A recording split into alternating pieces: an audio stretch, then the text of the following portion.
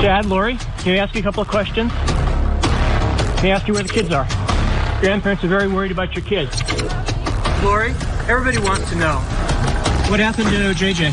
Are the kids okay? Just answer the question. We loved Lori. I'll tell you that right now. She was a good mom. She was a wonderful mom. Loving, doting, caring mom. I have a wonderful husband who is watching our two beautiful children. Lori has 5 marriages in all. She started talking about this group that she was a part of. This religious group led by Chad Daybell. Chad has written in his books that his visions pierce the veil between worlds. He claimed he was Methuselah and that I was one of Methuselah's wives. He talks about visits from evil spirits, from demons, the end of the world. Her husband Charles said it got stranger. Body camera video showed 4th husband Charles Vallow basically telling police that he feared Lori had lost her mind. She said, "You're not Charles. I don't know who you are, what you did with Charles, but I can murder you now with my powers." Charles called and he said, "Lori's gone crazy." An investigation spans multiple police departments, different states, and 5 deaths. Chad's former wife, exhumed. Police end up looking on Chad's property. This is a case involving zombies, evil spirits, 2 missing children, and a gravedigger's wife.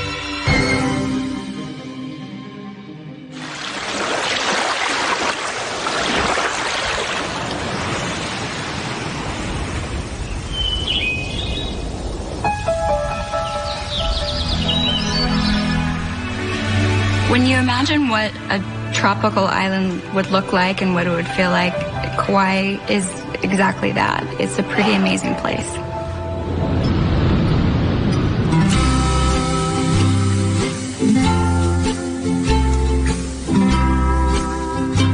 The wedding between Lori and Chad Daybell was in Kauai. That's right. Were you invited?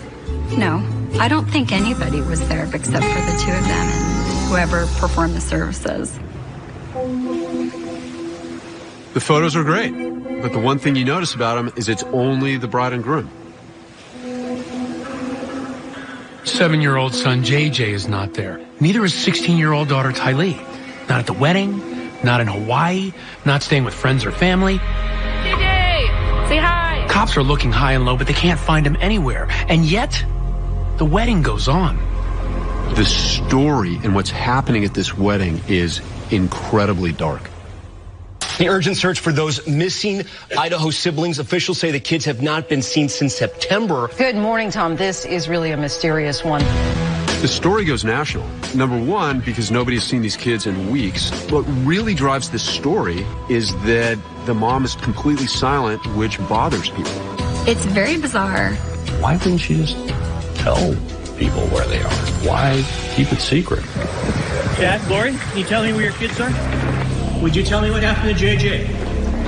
Can you tell me where Tylee is? Just to see her utter disregard, for people's questions.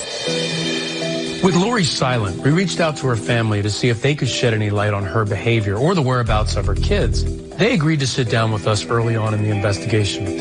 At the time, they painted a radically different picture than the one the public was seeing. Thank you. Well, I'm Janice Cox and I'm Lori's mother. And I am very much appreciative of an opportunity to say what I know to be true about Lori.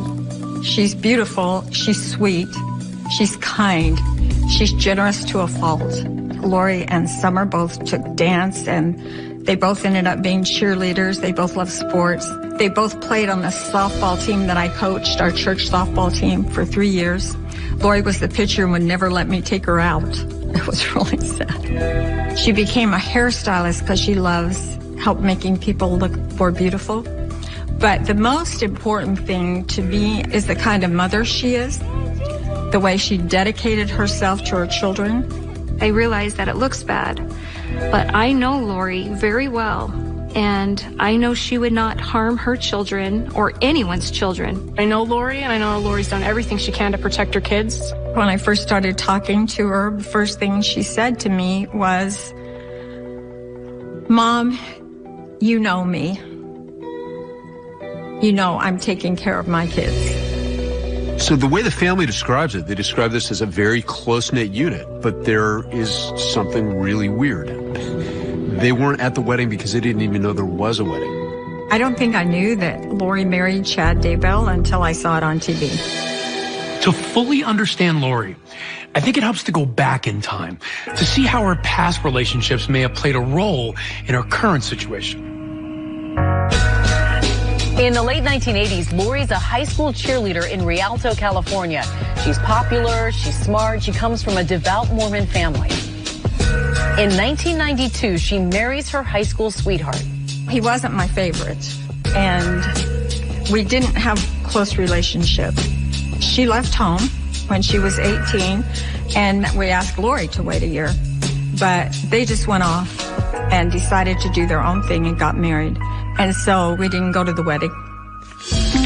There was soon a second marriage, and it's out of this marriage Lori's first child, Colby, is born. We weren't in favor of him, even though he was Colby's father. Hoping the third time is the charm, Lori marries again, this time to Joseph Ryan. You know, they caught people's attention because they were beautiful. They were magnanimous. They were both extroverts. They were, you know, just kind of larger than life. One reason Lori had wanted to get married was to have another baby. So she got pregnant with Tylee right away. And she was really excited about having Tylee.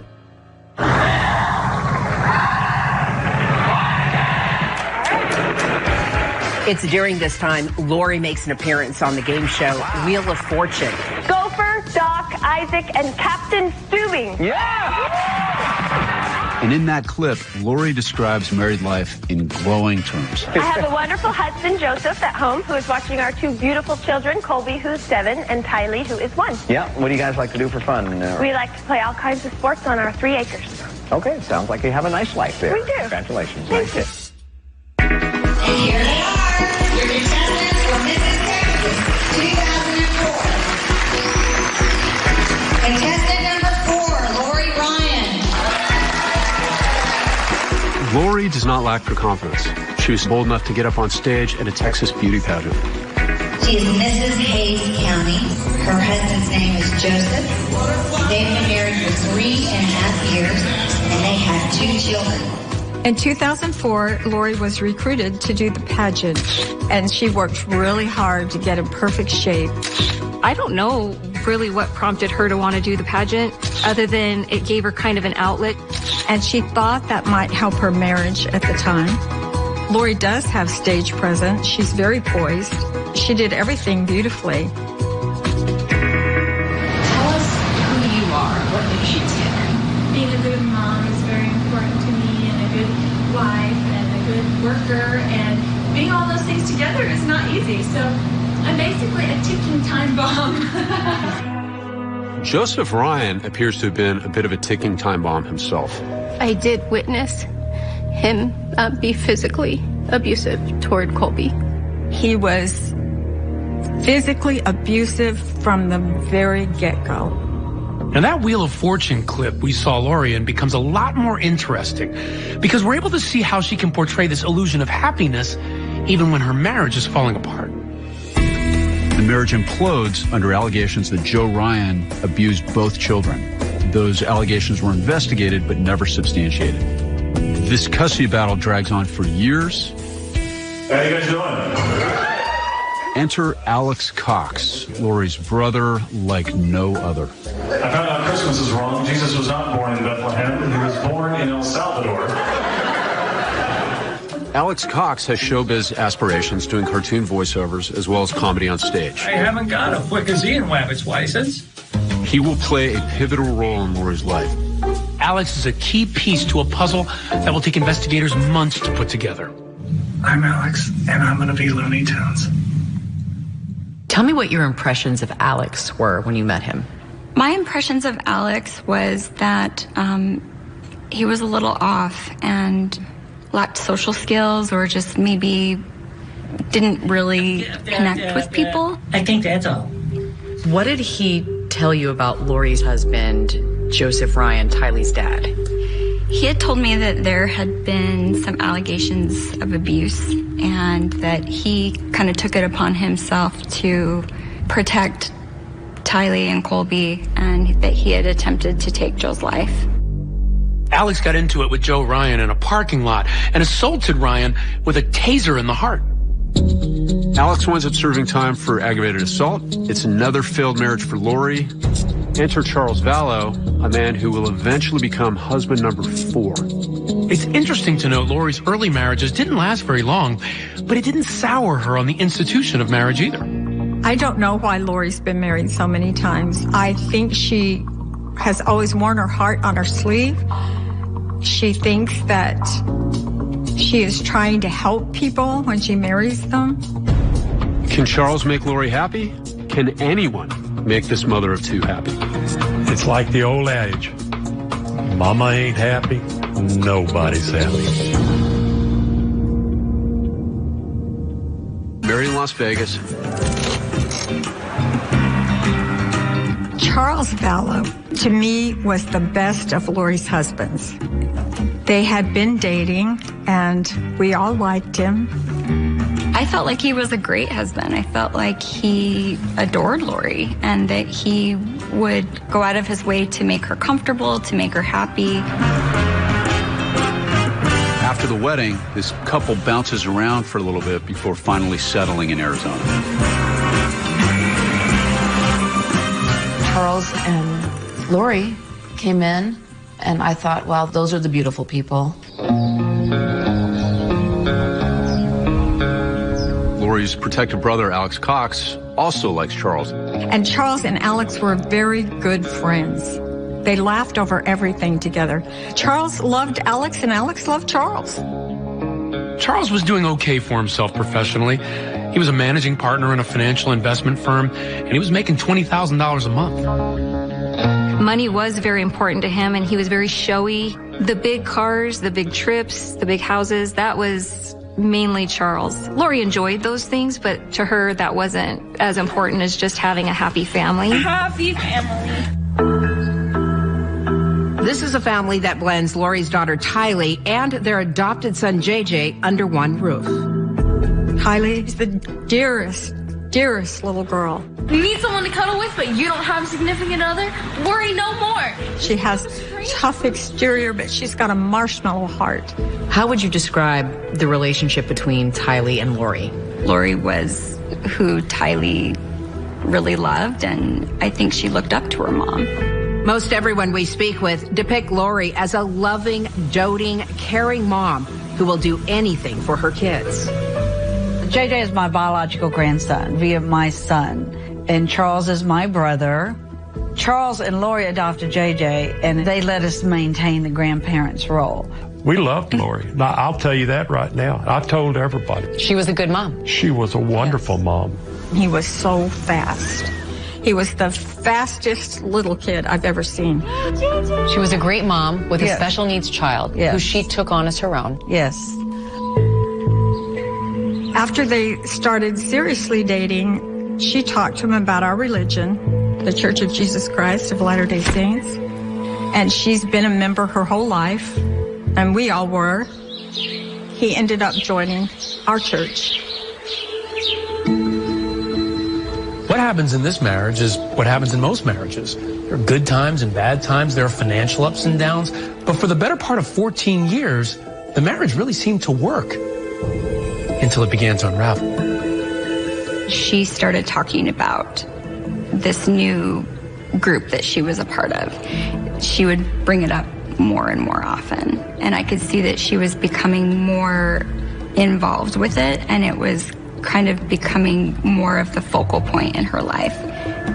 What she had mentioned was the name Chad Daybell. He's an author. He's a believer that the end of the world as we know it is coming soon. Daybell has written dozens of these post-apocalyptic, very dark books where he uses what he describes as fictional characters to describe real events, claiming that the future has been channeled through him. And this is literature that Lori was reading. So Lori had always been a fan of Chad's books. And so that's how I first heard about Chad from Lori, was she would talk about this author that she was really interested in and really connected with his work. She just looked up to him. Right. Kind of like inspired by him. A super fan. I would describe her as a super fan. Husband Charles doesn't find it so super. In fact, soon accusations are flying that Lori and Chad are more than just friends. I know she did tell me one time that Charles was accusing her of having an affair. She said it like this. She said, he's accusing me of having an affair with Chad Daybell. Affair or not, Lori is certainly embracing Chad's teachings, as does Lori's brother Alex Cox. They go on a recruiting trip to spread the word according to Chad. How did she and Alex describe this other thing they were becoming a part of? So what they basically said is that we are here to gather the 144,000 and you are one of them. Did she explain what the 144,000 was? I'm pretty familiar with Revelations, and so I knew what she was referring to. These are the people that will be here at the second coming. It was just too far out there for me. It wasn't something that connected with me on any level. Is it fair to say that Lori had a fascination with death? I would say that's pretty accurate. I think even before she started to exhibit changes in her personality, that was something that was always very interesting to her.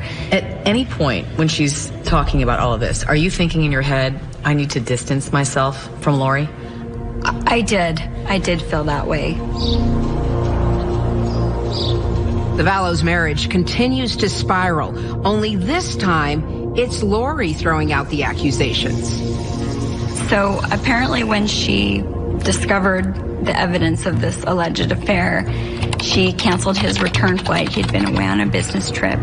She and another friend took his truck that was waiting at the airport from the airport and hid it, and took all of his clothes and just threw them away. She told you she took revenge on Charles. She did. Charles Vallow alleges his business bank account has been drained as well. And that's when cops get called in. Why don't you come over here? Police body camera video shows Charles basically telling police that his wife has lost her mind. She took all the money out of her bank account today. Wait, what did she say yesterday? She said, you're not Charles. I don't know who you are, what you did with Charles, but I can murder you now with my powers. So she's speaking as a spiritual being. Is she on any medications? No, she won't do medications. Has she been to a doctor? No, she won't go to the doctor because she's a translated being, and they would find out that she's translated. She cannot be killed. She cannot die. And that's what she thinks? Yes. Lori tells you, I believe, that she is a translated being. Did she actually use that phrase with you? She had told me that she was a being that had lived on several worlds. Sounds like she's describing herself as a deity or godlike. Exactly. It was very much like a self-deification, elevating herself above everybody else. So the next morning, Charles called real early in the morning, and I answered the phone, and he said, Janice, Lori's crazy. She's gone crazy. Charles gets a court order to have Lori committed for a mandatory psych evaluation at a mental health facility. But a few hours later, she's discharged. Charles is desperately trying to get the Cox family to see that something is not right with Lori. When this situation doesn't improve, he takes his problems to an attorney. You know, I've been a divorce attorney for 30 years, but I've never had anybody that came in that was this specific, that said, I'm afraid I'm going to be murdered, and this is who's going to do it, and here's why it's going to happen. Charles makes that same claim in his divorce filing and also reports it to police. He told me that Lori told him that she was going to have him killed, that he was in the way, and that she had an angel that would dispose of his body after that took place. And Charles was very adamant with me that he wanted to make sure that I let everybody know that if he was killed, Chandler Police Department, that it was Lori who did it. It wasn't that long ago that the Vallows were deeply in love. After a brief but failed attempt to reconcile, Charles now has two problems. Number one, Lori doesn't love him anymore, and number two, neither does brother Alex. What is the emergency? I shot my brother-in-law. The reason Charles Vallow goes to the house that day, to his estranged wife's home, is to pick up his son JJ to take him to school. Now, Alex Cox was there supposedly to make sure this handoff went smoothly. It did not go smoothly. Was he armed also, or just? Yeah, he came at me with a bat. Anyone been drinking or doing drugs or anything today, or no? I don't know, but I've never seen him that enraged before. Okay, what part of his body is injured? In the chest. Okay, is he awake and responsive or unconscious? Unconscious. The 911 operator instructs Alex Cox how to do CPR. Make sure you're still pressing down at least 2 inches into his chest, and it comes up with each compression. 1, 2, 3. And you hear this heavy breathing on the phone. 5, 6, 7, 8, 9, 10.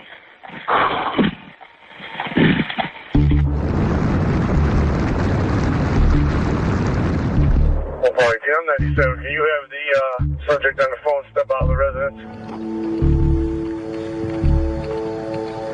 You know, no weapons? No weapons on me. All right, come on out this way. Oddities. There are a few at this scene. You have some ID on you, sir? Yeah. Alex Cox is supposedly performing CPR on a guy that has 2 bullet holes in his chest. And that is going to be an incredibly messy and bloody business. But when the police get there, when you look at the footage, he doesn't appear to have any blood on his body at all. He was just yelling at me. He came at me with a bat. Was he living here or visiting? Alex Cox claims to have suffered a blow to the head from the bat swung by Charles, yet he declines medical attention. Let me see your head. You got a laceration. Do you want me to call paramedics? No, I'd really like some water, though. Supposedly, Charles hit him in the head with a baseball bat. First of all, Charles played baseball his whole life. He was strong. If Charles would have hit somebody in the back, there'd be gray matter and blood everywhere. I mean, look, in traumatic situations, everybody reacts differently. But here's this guy that just took a human life who's sitting on the curb, and Alex doesn't appear to be distraught at all. And he even starts talking about the weather and complaining about the heat to the police that respond to the scene. That's hotter for you. That's layers. The next oddity involves not who's in the house, but who isn't. Chandler Police Department, anybody inside, make yourself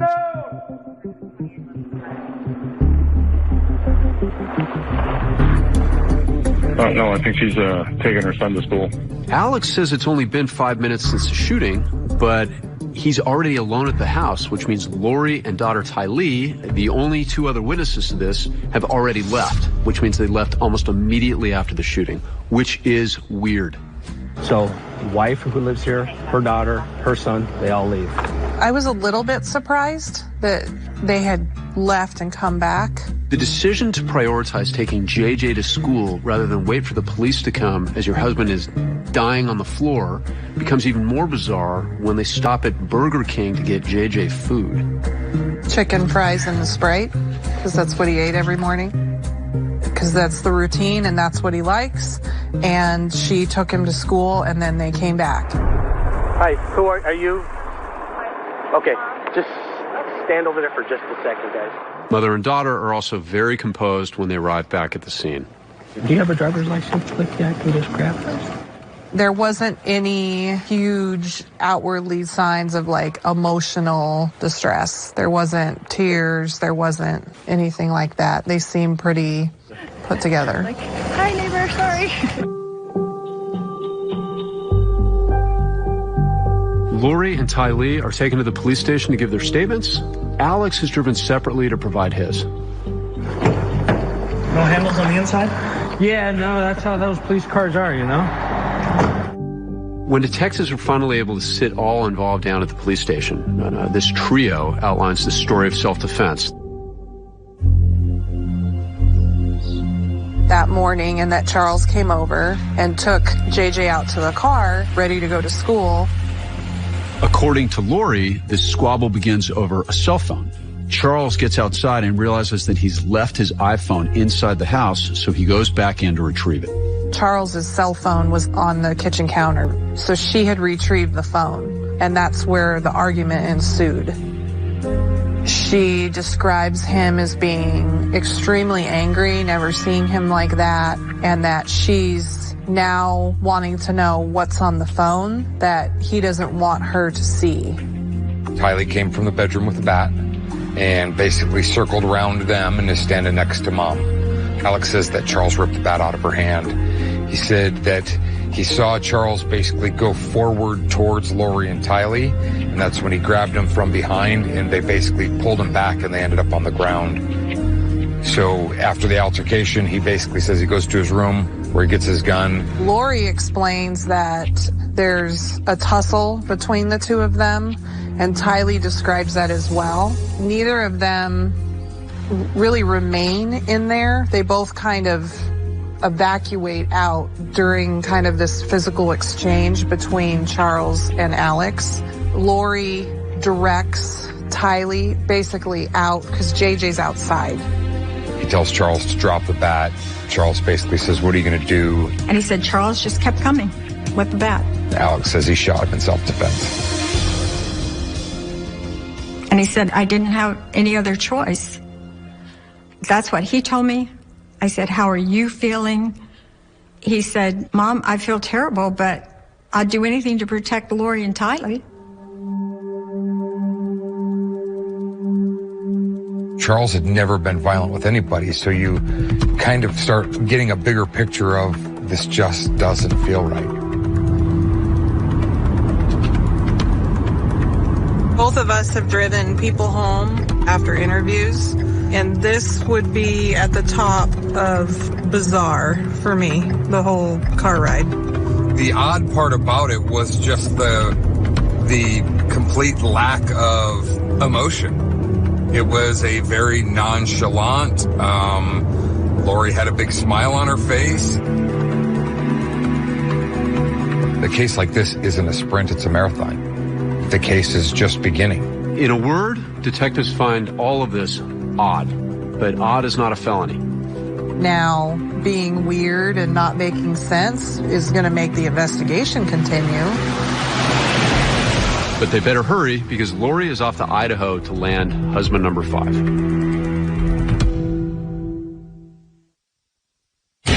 T-Mobile is upgrading its network at a record. Last name is Vallow. Copy, several gunshot wounds. He was able to see his own demise. You lost your brother. Yes. He and I were extremely close. We don't know what JJ saw. We don't know what Tylee saw. I am Tylee's aunt and Joseph Ryan's sister. As Tylee's advocate, I need to chase down the truth. I need to turn over every rock I can possibly find. When we were finished with the search warrant and we left, that's the last contact that we've ever had with them. Yeah. They've never called, asked questions. Charles Vallow told me that he had $1 million life insurance policy on his life. Lori Vallow was the beneficiary. The wife just showed up. And when we have allegations here that Lori was directly saying that she was going to murder Charles, that's a problem. The next time I talked to Charles, he told me that he had changed the beneficiary to Kay Woodcock, his sister, because he trusted her to give the money to JJ. The party's over. Lori didn't know that he had removed her from the policy. After the shooting of Charles, Lori did just, up and move to Idaho pretty quickly after that. We know that the landlord asked her to move out by the end of August, and now she didn't have her meal ticket or the $1 million.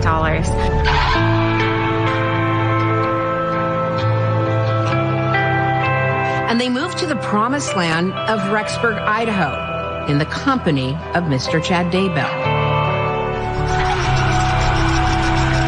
Rexburg has always been a strong, faith-built community, very trusting, where neighbors love each other. The Church of Jesus Christ of Latter-day Saints is very large in this area. And Rexburg is once again one of the safest communities in Idaho. If Lori had designs on Chad, things are about to get really interesting when she moves to Rexburg, because Chad is married to someone else. Facebook photos show Chad and Tammy as a happy couple. Chad and Tammy moved here about 5 or 6 years ago with their family. In his memoir, Living on the Edge of Heaven, Chad Daybell describes being called to Rexburg. He writes, "A voice said, moving to Rexburg will be a tremendous blessing on your children and your grandchildren." What I remember of them is a perfect couple. Good mom, good dad, good kids. Tammy is a real spitfire, though. She had a mind of her own, and she was not one that was easily walked on. Chad Daybell and I served as missionaries for the LDS Church back in the late 80s. Chad was the most humble missionary that I ever knew. While Lori and Chad have been known to attend LDS services, Chad has also written books and lectured on his own personal beliefs, which are distinct from LDS theology. Chad was the author of these doomsday books that had a peculiar prophecy about the end of the world and how people should prepare for that. His books are all about the end of times and dying. His visions deal with dying. When Chad lived in Springville, Utah, he was a gravedigger. Chad was the cemetery sexton before he resigned. A few years ago, Chad wrote his autobiography, and it gives you a glimpse of the way this guy thinks and what he believes. In his memoir, Chad Daybell writes, "I don't fictionalize any of the events portrayed. My torn veil allows information to be downloaded into my brain from the other side. The scenes I am shown are real events that will happen." He was gathering people to Rexburg. They were moving there because Chad Daybell said, this is where you need to be. We don't yet know the full size of this group, but what we do know is that at the very least, Lori Vallow and her family relocated to this area. At first, everything in Idaho seemed to be going smoothly for Lori, Tylee, and JJ. JJ, already making new friends, is seen playing outside on a neighbor's doorbell camera. They played every day almost until he said he was moving to his grandmother's. There was 3 FaceTimes after Charles's murder, the last one being 35 seconds. He said a couple of things, and then you could see his eyes look up, and he was looking at somebody. He's looking at something else, and he goes, I gotta go, bye. And then boom, it was just that fast, it was gone. And that's the last time we saw him. Or heard from him. Or heard. You were in communication with police and investigators because you wanted to find JJ and Tylee. Yes. In September, I believe we learned that they moved to Idaho, but I still didn't have an apartment number. She and Chad together, they just feed off of each other. They were actively preparing for the end that was inevitably coming very soon. And what was she doing, according to her, to prepare for that? Storing medical supplies, storing food, water, all the things that you would need if you weren't able to access them for whatever reason. So she planned on surviving the end of the world? Yes, because she was one of the 144,000. Their mission right now is to gather the 144,000 that will be left here on Earth after the doomsday being July 2020. Do I see him as drawing people to him? Yes. Chad's message is what draws people to him, that Jesus is coming again and that we need to prepare. I'm an author and podcaster. Chad Daybell published my first 5 books. Chad Daybell did try to say that we'd been married before. He claimed he was Methuselah and that I was one of 7 of Methuselah's wives. And he named some other women. Did she ever mention that her kids were among the 144,000? She never said one way or another about the kids. Within 7 days of Lori moving to Rexburg, she takes a trip to Yellowstone Park with Tylee, JJ, and her brother Alex.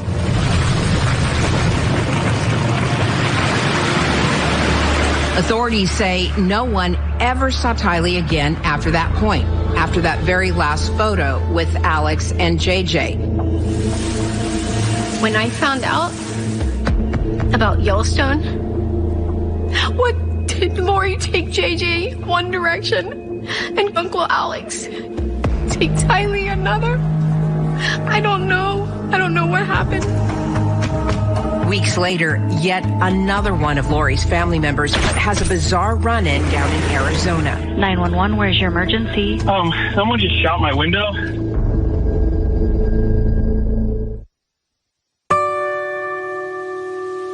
Alex's curious connection to all this, and you've got a lot of drama, especially when police are called in to investigate a 911 call involving yet another family member.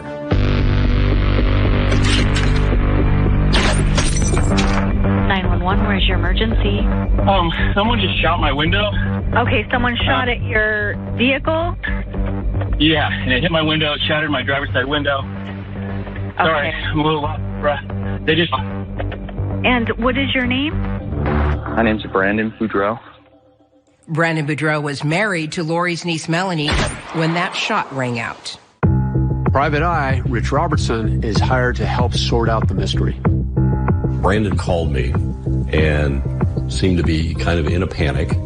He was obviously agitated, and he just started spewing out all this information about being the target of a shooting and just a crazy story. I wasn't sure what to make of it.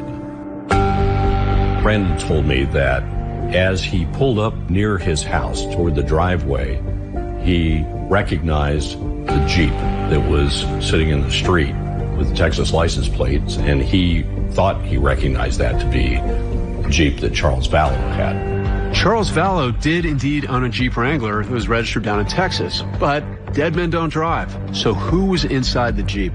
As he approached, he saw what he believed was Alex Cox reach out the back of that Jeep, the window where the tire had been removed, and shot at his car. Alex Cox, as in Lori's brother, a man who's already shot one, assaulted another. Could this guy be a drive-by shooter as well? It struck the frame on the window on the driver's side just over his head. As soon as that hit his car, he just accelerated and got past the Jeep to try to get away from it. Alex just is straight up and admits to anything. He's just a man of truth. And I remember having that uncomfortable, question that I go to him with, did you take a shot at Brandon? And he said no. He joked about it. He's a comedian. And he said, Melanie, me in a recognizable car with, right across the street, and I'm a great shot. It didn't add up. One thing Alex was not was a liar. Alex was very honest, and Alex would always say, if you called him on something or asked him if he did something, he immediately owned up to everything he did wrong. Police say there's no denying that a bullet was in fact lodged in Brandon's vehicle. But why would anyone want to kill him? In court filings, Brandon says he can think of a million reasons. Brandon believed that if there was a motive to kill him, it would have been for $1 million life insurance policy that he had, which Melanie would have been the beneficiary. It's just not true. It's just a fight of trying to make me look bad and accuse me of things I haven't done. Police haven't announced one way or the other who was the shooter that night. And Melanie denies having anything to do with the shooting and has not been charged. Brandon knows me and knows I wouldn't do that. It did start out for me as a very specific kind of assignment to find two people and a vehicle. And then realized what I was seeing was this small group of people in Arizona start moving to Idaho. And in Idaho, there will be another spouse on the wrong end of a gun. And a fateful call between Lori and Chad. Glad you called. Yeah.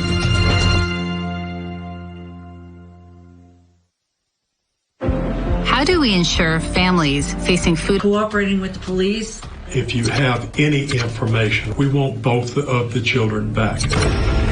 It relates to the beliefs that Lori and that Chad hold as part of this new church called the Church of the Firstborn. According to police, Chad and Lori had spoken to others about dark spirits, even zombies, and what seems a bizarre mission. Their mission is to rid the world of zombies. Police are in the process of re-examining everyone and everything with a connection to Chad. Our crews here at the cemetery were here at 6:30 in the morning. Even exhuming Chad's dead wife. The whole country became obsessed with this case. Where were JJ and Tyler? We all wanted to talk to Chad and Lori. He asked you where the kids are. Are the kids okay? No comment. It's a simple question. Just answer the question. Looking on Chad's property. What did they find? They gridded off these areas, and they started peeling away layers. Are you okay? They're searching the property. And we all know what that search would reveal. Who was responsible? One morning, you're going to wake up and say, oh my God, what have I done?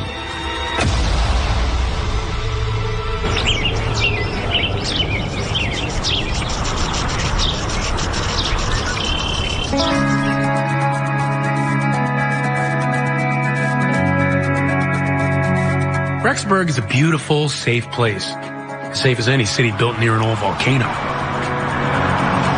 And its motto is America's family community. And this is where Chad and his wife Tammy are raising their family. And then Laurie came to town. Maybe an eruption was inevitable.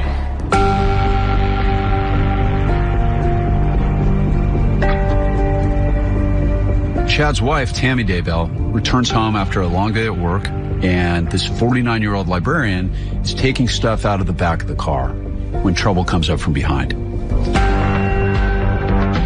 Tammy would later post on her Facebook page, a guy with a ski mask was suddenly standing by the back of my car with a paintball gun. He shot at me several times, although I don't think it was loaded. I yelled for Chad, and he ran off around the back of my house. I have no idea what his motive was, and we never spoke, even after I asked him several times what he thought he was doing.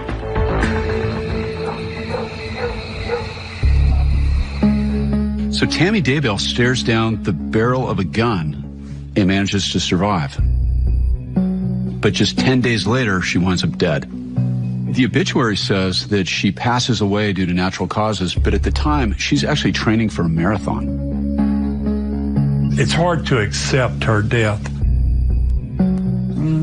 I don't believe it. Husband Chad declines an autopsy before Tammy is buried in Utah, and he receives a $430,000 life insurance payout. I did see Chad that morning, and he receives a $430,000 life insurance payout. I did see Chad that morning, and I don't know how he was grieving, if he was. I do know that he didn't show a lot of emotion. Honestly, I think if I were 49 years old and my wife died unexpectedly at night, I would have asked for an autopsy just to see if there was some medical reason that might be passed on to my children or whatever. But I don't know why that wasn't done. I think that is very unusual and causes suspect. It seems like everywhere Lori is, people are either dead or missing. Kay Woodcock and her brother Charles were pretty close. They shared a lot of things, including his online passwords. I worked for him a little bit, so he gave me all of that information. In a way, it helped jumpstart an investigation into what happened, correct? You saw some things on a computer? Yes. And what did you see? I saw emails. That email account was linked to the Amazon account. Lori was ordering from the Amazon account still. So I clicked on those and boom, there I see the address they're at in Rexburg, Idaho. Apartment number, everything. The online information that Kay finds is key because now we have an address to where Lori is and a door for the cops to knock on. It also reveals something else. Lori purchases a ring on Amazon under Charles Vallow's account, a wedding ring. And it is this ring that turns up in her wedding photos to Chad Daybell. How does a mother who, up until seemingly a few months ago, loved her children, seemingly would do anything for her children, how does she do a 180 like that? I think that she and Chad together have just, that like they just feed off of each other. I know she knows right from wrong. Just admit that, Chad. And the notoriety. Just admit that, Laurie. This is nothing about religion. There's no way you can make me believe that in their heart, they honestly believe this BS. One morning, you're going to wake up and you've got to look at yourself in a mirror and say, oh my God, what have I done? That day is coming sooner than Lori and Chad know.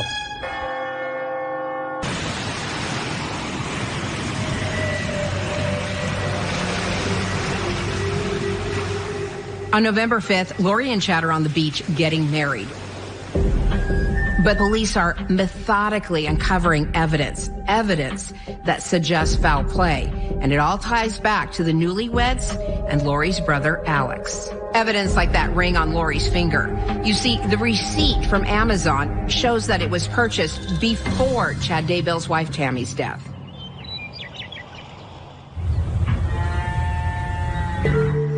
After the wedding, the couple returns to Rexburg, Idaho, but the honeymoon is officially over the moment detectives show up to conduct that welfare check requested by the grandparents. And that's when things really started getting weird.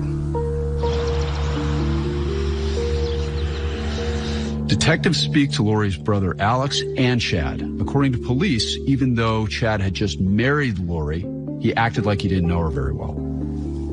I asked Mr. Daybell for Lori Vallow's phone number, and he stated he didn't have it. I found it suspicious because I knew that they were married 2 weeks prior to my contact with Mr. Daybell. Brother Alex says JJ is fine and with grandparents in Louisiana. Of course, that is a lie. I told Mr. Cox that was unlikely because Kay was the one who originally called in the welfare check. This shell game being played by Lori, Chad, and Alex is designed to distract and deceive. And to a certain extent, it's actually effective because as the clock keeps on ticking and time goes on, it's less and less likely that these children are ever going to be seen again. Rexburg police eventually catch up with Lori at her townhouse. And when she's talking with them, she allegedly lies, telling them that JJ is with her friend Melanie Gibb, when in actuality, Melanie Gibb has no idea where JJ is. According to Rexburg police, once they leave, Lori doubles back and calls Melanie Gibb. And she tells her, hey, Rexburg police is about to call you. I need you to tell them that JJ is with you. This really confuses Melanie. She's put on the spot. Melanie does tell police JJ was never with her.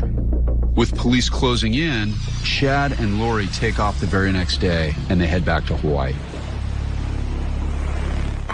Alex, on the other hand, goes in a completely different direction. He decides now would be a great time to attend a wedding, his own. He picks up his girlfriend, Zulema, and they head off together to Las Vegas.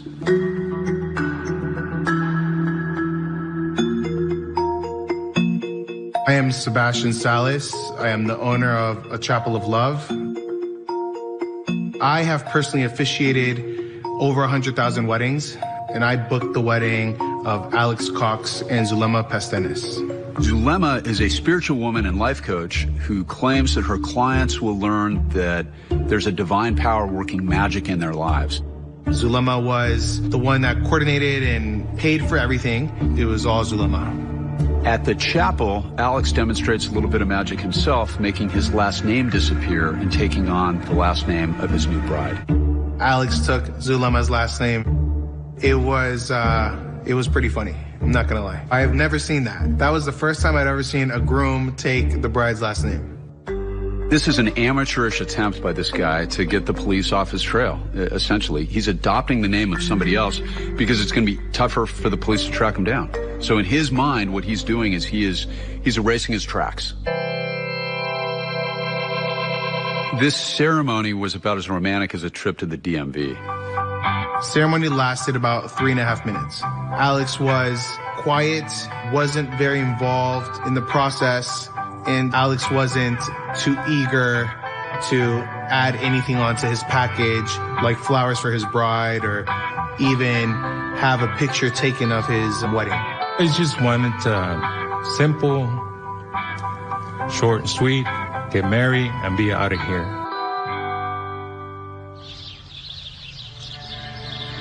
The couple returns to Arizona where the newly minted Alex Pastenes begins his new life.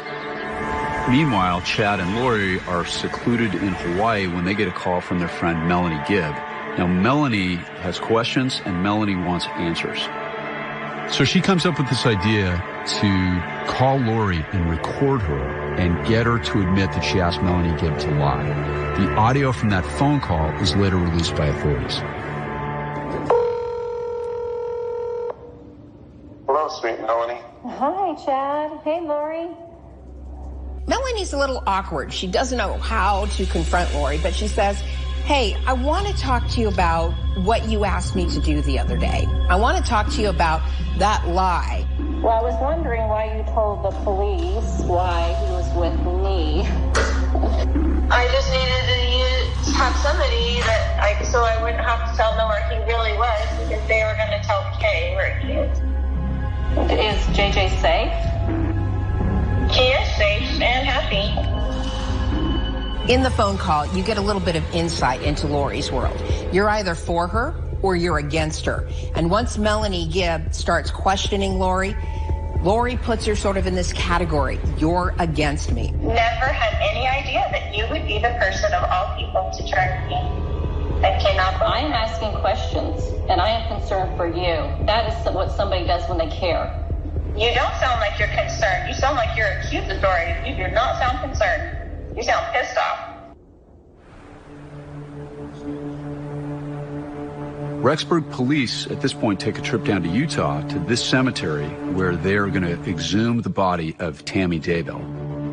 They're in the process of re-examining everyone and everything with a connection to Chad. It was kept quiet. It wasn't a media circus. It was very quiet. Our crews here at the cemetery were here at 6:30 in the morning. There were no onlookers, with the exception of a dozen people from the attorney's office, Rexburg Police Department, several people from the coroner's office. Everything was photographed, and believe it or not, Tammy was back and buried within 6 or 7 hours that same day. It's interesting that Tammy used to sell cemetery plots out here and keep the records of the cemetery, and now we're here doing an interview. It's kind of mind-boggling if you really want to think about it a little bit. One day after the exhumation, there's a 911 call, and once again, it involves Alex Cox. 911, where is your emergency? I have a older male here named Alex. I think he's passed out. It's really bad. Come upstairs, in the bathroom.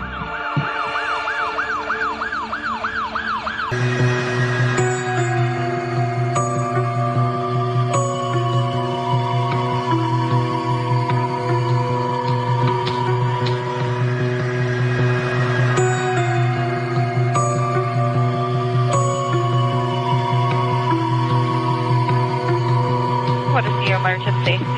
I have a older male here named Alex. He just passed out here on my bathroom. Till death do us part came a little earlier than expected, and just 2 weeks after getting married, Alex Cox collapses in the upstairs bathroom of his new bride's home. Zulema's 25-year-old son, Joseph, calls 911. Is he awake right now? I think he's passed out. Okay, you think he's unconscious? Yes. And now the tables are turned. Instead of Alex dialing 911, a 911 phone call is actually being placed about him. Yo, Alex. He's not breathing. Zulema's son is seemingly unaware that Alex is now his stepfather.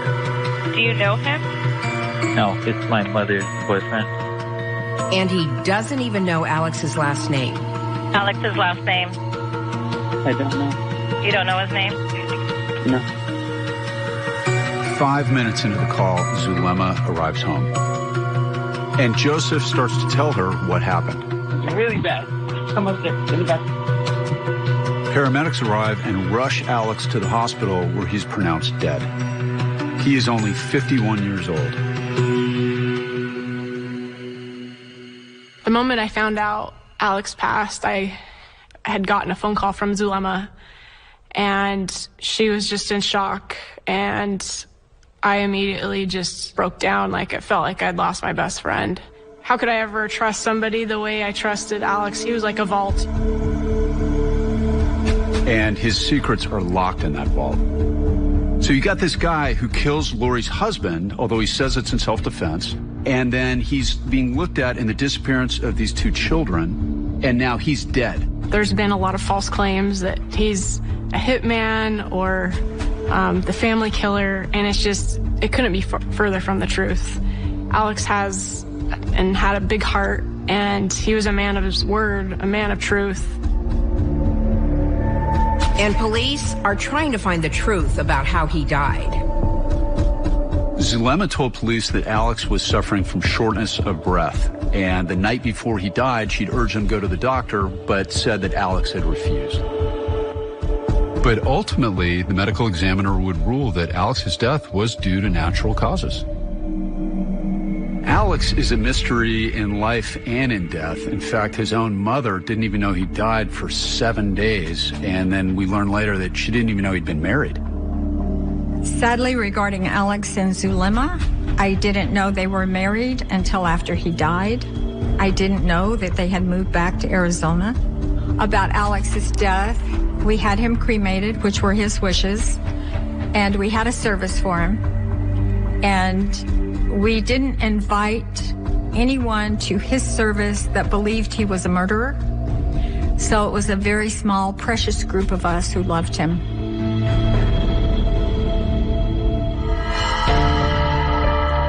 On December 20th, 2019, Rexburg police and the FBI issue a press release announcing that JJ and Tylee are missing endangered children. And that is when the story goes national. Now to authorities intensifying their search for two missing children in Idaho. First, two missing children, and now their mother and her husband are both believed to be on the run.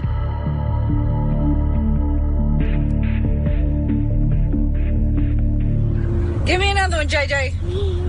Mwah. By January of 2020, JJ has been missing for more than 3 months. Larry and Kay turn to the public for help. The grandparents of a missing Rexburg child have upped the ante in the search to find him and his sister. They hold a press conference and they announce a $20,000 reward for any information that will lead to finding JJ and Tylee. If you have any information whatsoever, please call the authorities. We want Lori to please start cooperating with the police. But she's not going to start cooperating, so the police are going to have to force her.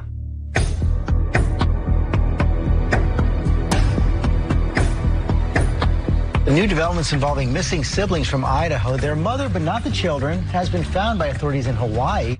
On January 25th, Chad and Lori are located in Hawaii by police, and Lori is served with a court order telling her she's got to produce JJ and Tylee within 5 days. That moment was caught by police body camera.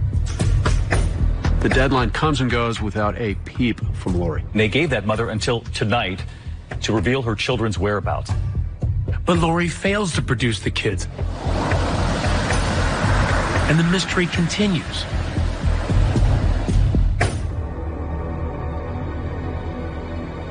Larry and Kay head to Rexburg, Idaho, JJ's last known address. Come on, Kay. Let's just walk down. I can see him running around here. I know how he is. If that door would open and he would holler, "Pawpaw," I think I'd die of a heart attack.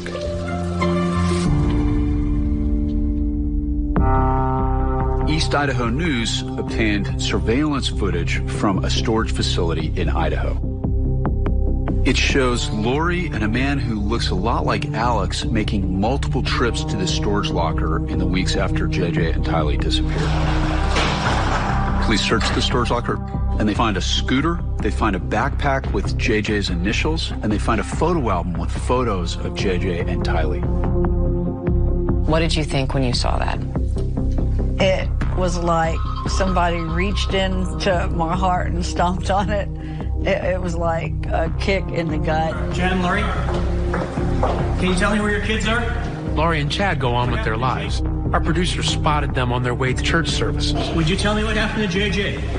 You know the grandparents are very worried. The couple doesn't seem too concerned about the outrage that they're enjoying life in paradise while Lori's kids are missing. Lori, tell us where your kids are. Everybody wants to know.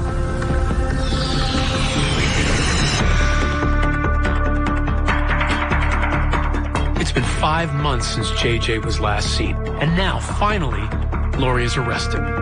Kauai police say they have arrested Lori Vallow on an Idaho warrant. Lori Vallow was taken into custody without any incident by detectives of the Kauai Police Department. Lori's charged with 2 felony counts of desertion and non-support of dependent children. And she is held on $5 million bond. My name is Marcus Moore with ABC News. A few days later, after Lori's arrest, ABC News correspondent Marcus Moore tracked Chad down. My initial goal was just to introduce myself and to convey that I have no preconceived notions. Is there anything that you would like to say to people at all who are, number one, concerned about the kids or concerned about you and your wife? Anything at all you want to say to them?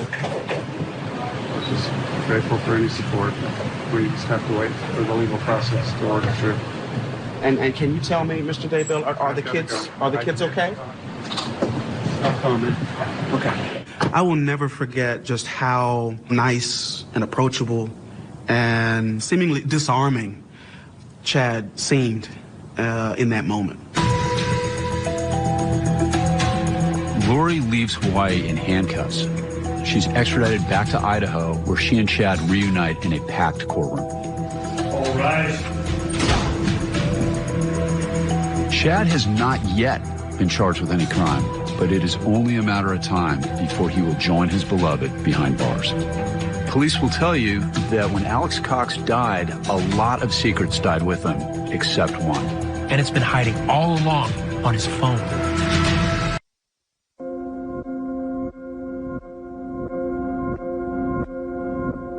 We've been covering this story for so long, and throughout every iteration, the question always remained the same. Where are the kids? I think for the public, they wondered, why were Lori and Chad allowed to walk free for so long? And now we finally understand why. Investigators needed time. When you look at the affidavit, you see how much work they put into this to try to piece it all together. Is that standard to let people go about their business while the investigation's underway, even if they think murders took place? Yes, and mainly they let that happen because they'll make mistakes typically along the way. They'll make phone calls. They'll go bury something. They'll get rid of a piece of evidence. Investigators were able to put together a timeline of sorts. So give us a sense of what law enforcement now believes happened. So what happened is that local law enforcement got the FBI involved, and rightly so. They bring a lot of support to a case. And there is a team or a unit in the FBI called the Cellular Analysis Survey Team. Now what that is that they are very good at precisely marking where your phone has popped up. And it's actually so good that they can put it roughly about 20 feet from where you are. So it's really cool stuff. And so that cell phone location allows for police to really put the pieces of the puzzle together. You can place Alex in Lori's apartment at wee hours in the morning, and then the next thing you know, a few hours later, Alex's phone pings behind Chad's house. It allows investigators to understand where that phone was traveling and then extrapolate from there. Now, you can't say this was Alex the entire time with this phone. You don't know that for certain. But when you start adding it up, you say, this is his phone going from place to place. Then the phone goes back to his apartment. And for investigators, it leads in others to say, who else could have done this? You don't know for sure, but you are sort of making that extrapolation.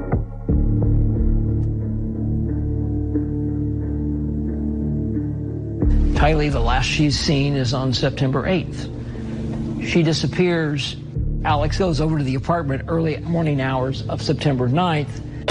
This evidence is fascinating because it's the only time that Alex's phone is at any period in time in Lori's apartment between the hours of midnight and 6 a.m. Then at about 9:30, the phone pings from Chad's property towards the East End. Then there were the text messages from Chad Daybell at around this same time, correct? Right. According to the affidavit, A short time, perhaps, after Alex had left the property, Chad then texts his wife, Tammy Daybell, saying, hey, there's something interesting going on back by the pet cemetery. There was a raccoon, and I had to end up shooting it, and then I buried it in the pet cemetery. He also mentions burning some stuff in the fire pit. I think he made an excuse that it was going to get wet or whatever, and he wanted to get rid of it. Was there ever a raccoon discovered buried on Chad Daybell's property? No.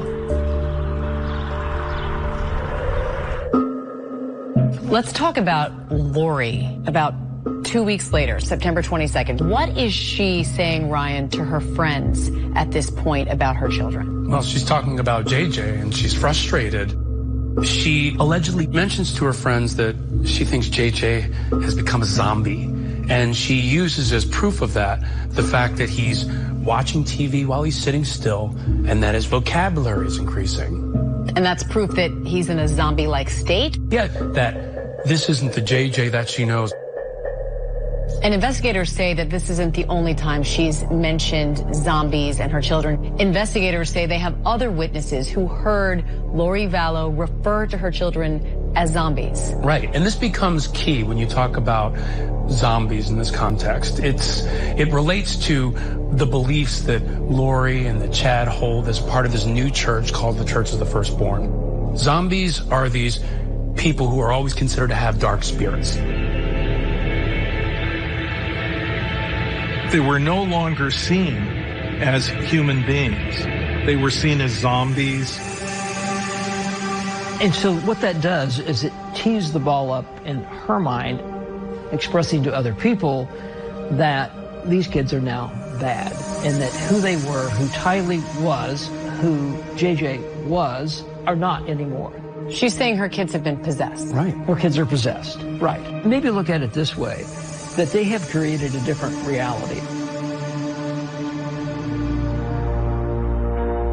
On September 22nd, that very day that Lori was complaining to her friends, something happens. Alex comes over, yes? Alex comes over to the apartment. He takes JJ. He has him for a while, brings him back early that evening. There were house guests there. And so the next day, the house guests get up and there's no JJ there. So they say to Lori, hey, where's JJ? And Lori allegedly tells the house guests that JJ was acting up. So Alex came back over and took him back in the middle of the night. And then JJ is never seen again.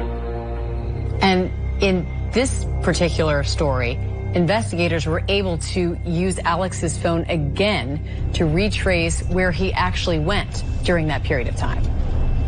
Alex is only seen from his phone in the month of September as being on Chad Daybell's property 4 times. 2 times he's indoors, inside the property. But on the 9th and the 23rd of September, he's outside in the backyard, according to that phone signal. And those are the only times. Yep.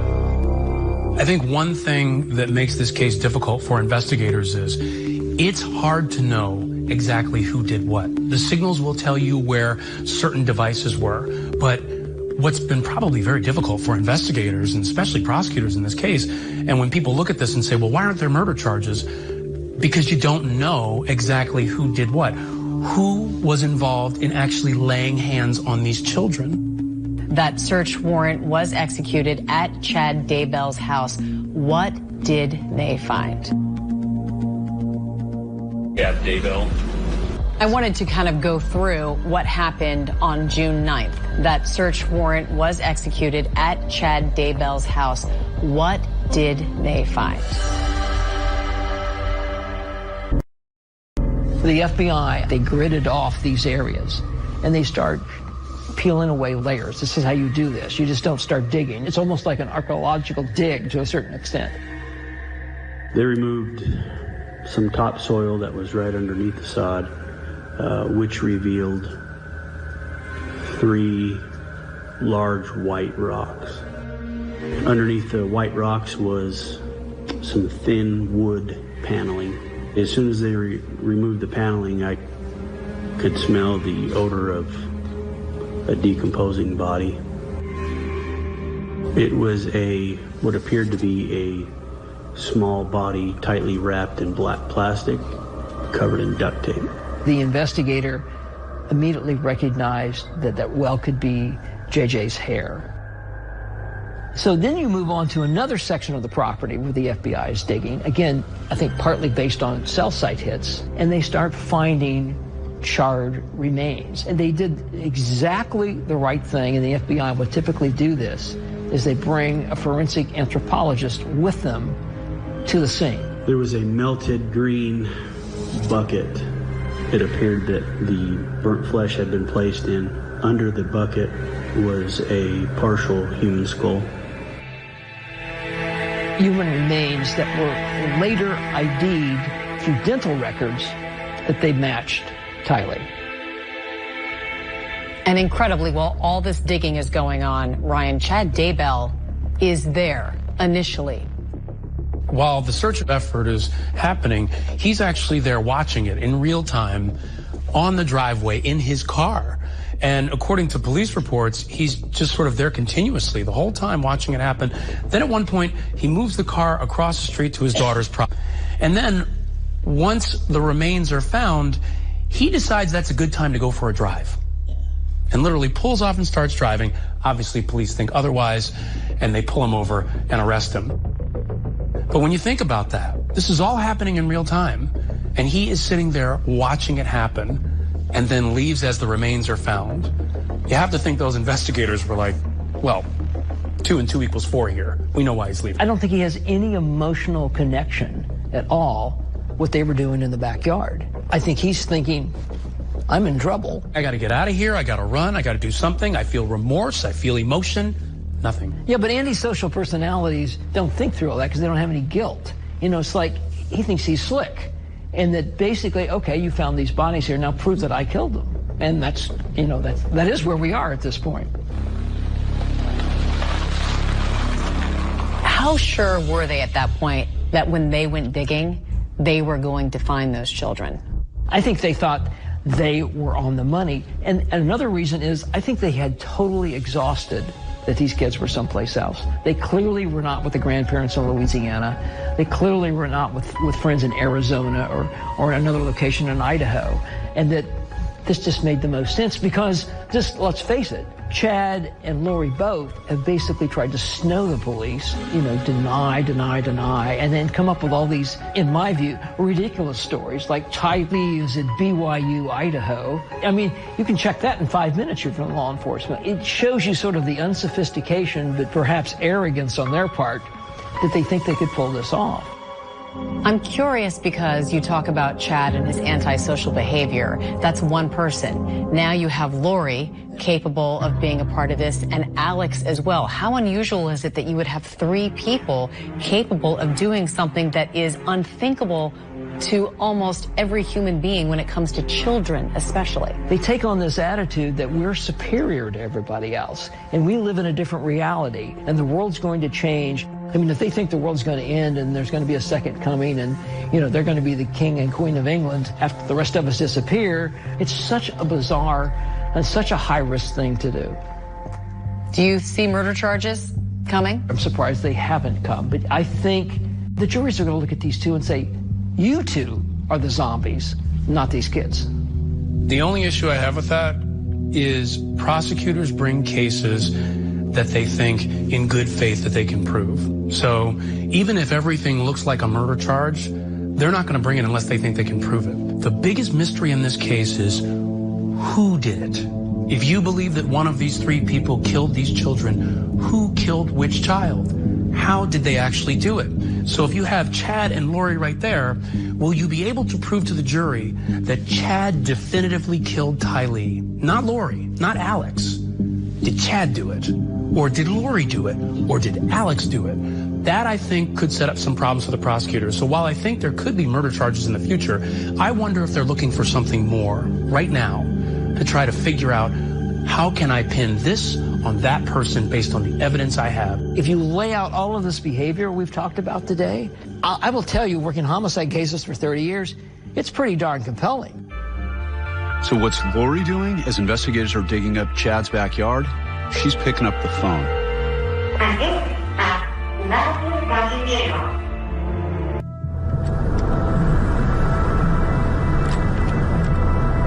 It was a year ago this month when ABC News went to Idaho with JJ's grandparents. Larry and Kate pull up in front of Chad's house. You see all this open space? What if JJ's right over there? And that actually turned out to be a premonition. Larry was right. That was almost exactly where his grandson's body would be found almost 4 months later. So as the police and the FBI are digging up Chad's property, guess who calls Chad from jail? It's Lori.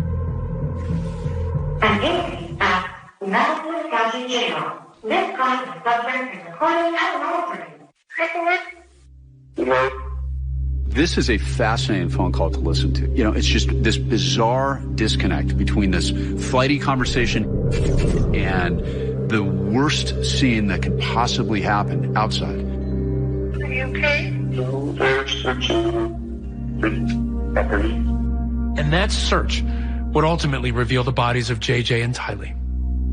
They found Tylee in parts. She had been burned. And then they find JJ. He's wrapped in duct tape and he's bound from one elbow to the other.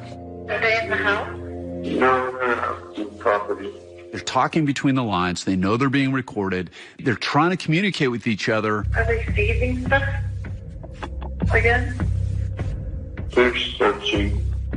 Logical. Yeah. We'll see what transpires. Okay. Let's think about what Chad said. This odd choice of words. We'll see what transpires. Is that how someone would react if they had nothing to hide? The FBI and the police show up at your house and they're digging holes in your backyard and somebody calls you. Like, or you could be saying things like, the police are here searching my land. I can't believe they're here. Why are they here? What are they doing here? You hear Lori, her only concern is Chad. She asks him if he wants her to pray. She wants to know what she can do to help him. He tells her to call their lawyer. What can I do for you? I would call Marco, just talk with him. I love you. Should I try to call you later? I don't know. You can try, yeah. I'll reach if I can. Okay. I love you, and I'll talk soon. Okay, baby. I love you. Okay. Love you. Good night. That may have been the couple's last phone call. Moments later, Chad is arrested. After JJ and Tylee's bodies were identified, Lori's sister released this statement. We have prayed for the truth to come to light, but we never thought it would look like this. Tylee and JJ are completely irreplaceable in our family. There are no words that can capture this loss. Words are just inadequate. Our family will never, ever be the same. Chad prophesized that the world was going to end in July of 2020. You have to wonder how Lori feels now that Chad's prediction didn't come true. The desertion charges against Lori were dropped once the children's bodies were found, but she is still facing other charges. As of this moment, no murder charges have been filed against either Lori or Chad. At the end of the day, you want justice. They seem like they would brighten the world. You know, when you look at their pictures, just for their sake, you hope and pray for justice in this case.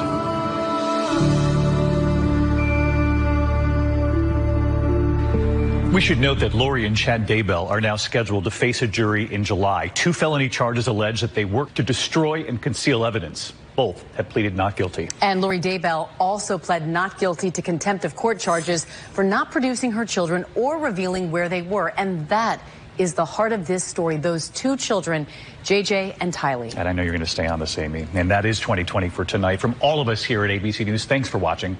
I'm David Muir. And I'm Amy Robach. Have a good night.